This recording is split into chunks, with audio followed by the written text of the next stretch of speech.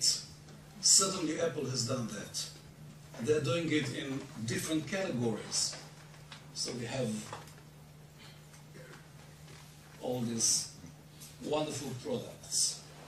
Disney totally changed their strategy. Disney used to be about long-term brands, like Donald Duck and Mickey Mouse. Now, every year, Disney launches at least one, if not two, hits. The Fiat 500. Really, I could give you dozens of examples. Bacardi Breezer, another good example. So we did a new method of marketing and branding in order to cope with this new world that I'm describing. A world in which we need to think both long and short. And the most pressing need, because they already teach you how to think long, the most pressing need for marketers today is to learn how to develop and launch successfully one hit after another.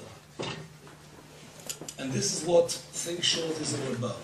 Think Short is about making innovation that can fly, that can succeed time after time expertly. So it's an integrated method. It deals with new product development, with innovation. It deals with branding. It deals with marketing. I started working on this method in the mid-90s, so a lot of development years went into it. It's very up-to-date, and it's well-tested in practice. The main purpose is to arouse fast enthusiasm. So the main thing that the Think Short method knows how to do is arouse fast enthusiasm of consumers. Now, how do we do it? Let me introduce you to the main concept of the Think Short method, and the main concept is short-term brands.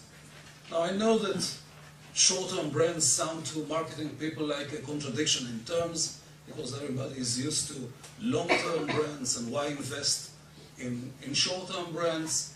Well, there are two reasons why to invest in short-term brands. One of them is that the consumer is going to make most of your new brands short-term brands, either you like it or not. So you better create them as short-term brands. The second concern of marketers is, why should we invest so much? It is so difficult to create a brand. Why should we invest so much in something that is going to be short-lived? Well, but the good news is, because of the change that I mentioned and described in consumer behavior, it is no longer that difficult to create a new brand. It's much easier than it used to be in the past, because consumers take new brands very quickly. A short-term brand is not a failure to launch a long-term brand. A short-term brand is a planned, short-lived success. Now, of course, short is a relative term, because when we speak about movies, then short can be weeks, but when we speak about car models, it can be a few years. Anyway, it's shorter, much shorter than it used to be in the past. Because the fuel of long-term brands, as you well know, is trust. But the fuel of short-term brands is excitement. And you know, there's a paradox about loyalty. In the past, we used to think that in order to have loyalty, we should keep everything stable. Not anymore. Many marriage consultants will tell you that if you want to keep your spouse loyal, you have to revive the relationship all the time. Well, it's the same here. This is the financial logic of short-term brands. If this is the life cycle of a long-term brand, and let's say that this describes the sales volume. Okay, this is the typical development. Then short-term brands behave like this, and they have an average market share. So, while traditional marketing assumes that there is a stable market share and speaks in terms of market share that we conquer, that we reach, reality doesn't support that kind of talk anymore, because market share shifts from one company to another in perhaps not in all industries, but in some industries much more than it used to in the past. So the real way to look at market share is to look at the average market share. Now, if you manage short-term brands expertly, you can reach a higher average market share over time. This is the system.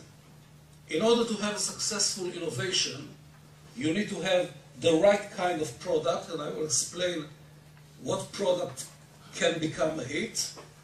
You must have the right kind of timing, the right kind of brand, and the right kind of marketing. And it's only when you get all these four elements right that you can create successful innovations. So the method of Think Short is about all these four elements and how to create the right type in each one. This is something that might come as a surprise to people into innovation. Hits are made of 80% a formula that worked well in the past and 20% innovation. If you have too much innovation in a new product, it will take a long time till the market adopts it. Only limited innovation has the potential of becoming a hit. The right brand in Think Short is based on the 20% innovation, okay, not on the 80% proven formula. And it is built specifically to create enthusiasm. You know, when we think about long-term brands, we think about building a building, right?